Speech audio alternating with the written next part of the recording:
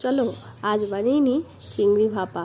একটু সর্ষে আর কাঁচা লঙ্কা জলের মধ্যে ভিজিয়ে রেখেছিলাম, সেটাকে বেটে নেওয়ার পরে চিংড়িটাকেও একটু বেটে নেব। খুব সুন্দর লাগে ডিশটা, বাড়িতে একবার ট্রাই করে দেখো।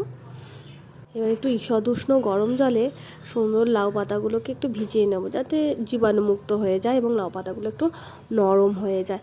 বেশিক্ষণ না, অল্পক্ষণ ভিজিয়ে নেব। আমাদের বাটা চিংড়িটা রেডি। এর সঙ্গে কিছু মশলা মিশিয়ে নেব। দেখো এই পোস্ত আর সর্ষে বাটাটা মিশিয়ে নিলাম। তার সঙ্গে দিয়ে দেবো একটু টক দই। জানো তো, সর্ষের সাথে একটু টক দই মেশালে সর্ষের ঝাঁঝটা কেটে যায়। ভালো করে মাখিয়ে নেব।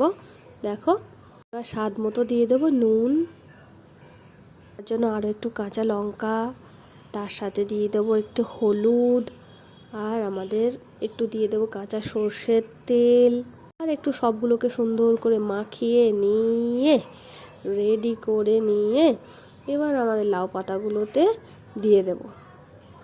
কিভাবে ভাঁজ করতে হবে কুমড়ো পাতাগুলো একটু ভালো করে দেখে নাও। ঠিক এইভাবে সেন্টারে রেখে আমাদের ভাঁজ করে দিতে হবে। এবং আমি একটা ডবল কোট করে নিচ্ছি, তোমরা চাইলে সিঙ্গেলেও রাখতে পারো।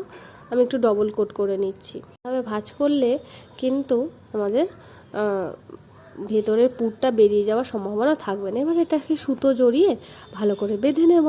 ব্যাস, তৈরি হয়ে গেল আমাদের কুমড়ো পাতায় চিংড়ি ভাপা। এটা দেখতেও যতটা সুন্দর হয়, খেতেও কিন্তু অপূর্ব হয়। তোমরা একবার অবশ্যই বাড়িতে ট্রাই করো। খুবই ইজি, খুব তাড়াতাড়ি হয়ে যায়। আমরা একটু কুমড়ো পাতায় ভালো করে সেঁকে নেব। কড়াতে একটু তেল দেব। চিংড়িকে কিন্তু বেশি ভাজলে হোক সেটা আর ভালো হয় না, তাই আমরা একটু কমই ভাজবো। জাস্ট একটু এপিট ওপিট, ব্যাস আমাদের চিংড়ি ভাপা কিন্তু একদম রেডি। দেখা যাক কীরকম হলো আমাদের রান্নাটা। কুমড়ো পাতাটাও কিন্তু তোমরা খেয়ে নিতে পারো, কারণ এটা গরম জল দিয়ে ধোয়া, কোনো অসুবিধার কারণ নেই। জাস্ট এটা দেখো, কালারটা দেখো, এবং স্বাদ তো অনবদ্য হয়েছে।